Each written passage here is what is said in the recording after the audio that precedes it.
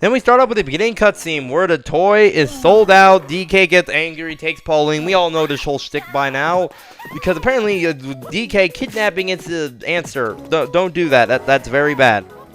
Oh, this Mario vs. Donkey Kong, and essentially it's like March of the Minis, obviously, except you have a lot less control of your minis. Instead, the more to your control is more focused on the environments around the toys. Well, I think it's a lot better because I'm not actually having to focus on just the minis throughout the entire thing, at least, so it frees up a lot more, my thinking power to able to, to realize, react to everything a lot more quickly than just on these two minis that I've been watching for a whole 5 seconds, so I'm sure it's fine. Plus, you have a lot of different mini types, like Mario, Toad, Donkey Kong, Pauline, Peach. Sorry, Luigi didn't get a mini Mario for some reason. Weird, took until Mini Mario Amiibo Friends to him to finally get one. That was just kind of sad.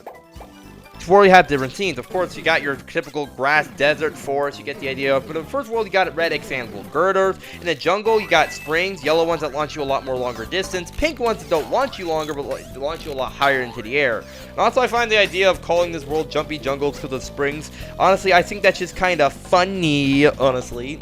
But probably because of the pun, because it's in the mechanics, so I'm sure that was the idea they were going for, not just everything else, I guess? Maybe? I don't know, we're probably still casting. Have another world where you have mechanical springs. You get to go on top of walls because of magnets. You got to twist them and figure it out, and also deal with the changing gravity and all that because magnets, and that's how that works.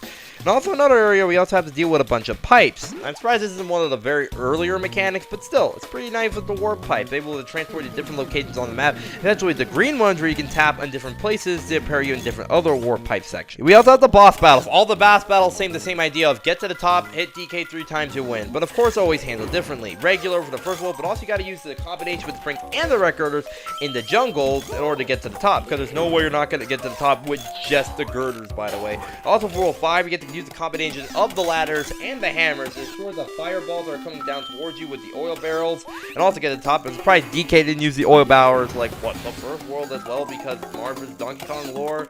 All the bosses take on a different gimmick, and also you have a certain number of lives. So it's like a regular Mario game. Lose all your lives, and then, well, the boss is over, essentially. Games which are basically the same thing, use the girders and all the mini Marios and get them into the boxes with the most time score, and don't get them into the other one to get a higher score to get a bunch of medals. I feel like we already talked about it in the first 5 sections. You also have expert levels, which are basically harder levels, essentially, like this one. Somebody's just getting insane by the end. I haven't beaten them because they're hard levels. I mean, hence why they're called expert levels in the first place, so there's that. You also have special levels where, the minis automatically start, so you gotta really be focusing on really hard on the minis automatically moving while around the levels themselves.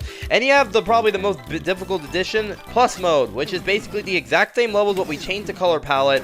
And it's basically the same levels. That was very creative for 5 minutes. But yes, you there is some difficulty. You gotta get the mini Marios in order. You gotta get them from Mario, Toad, Peach, DK, Pauline, essentially. That's the difficulty there in the plus levels. But essentially, they're the exact same levels you just played. I guess the neat hard mode. Hey, it's the same game, but it's on a hard mode. Weird that we have to wait until beating the regular game one time before, doing it. Also, and yeah, I feel like that's Miniland Mayhem. Overall, this is still a really good game on the DS. It still held up, and one of my favorite in the entire Mario vs. Donkey Kong series, mostly because it's better controlled, level ideas, and gimmicks. Sure, if Nintendo comes back to this some point in the future, but if they don't, well, this is still a pretty good part they left behind.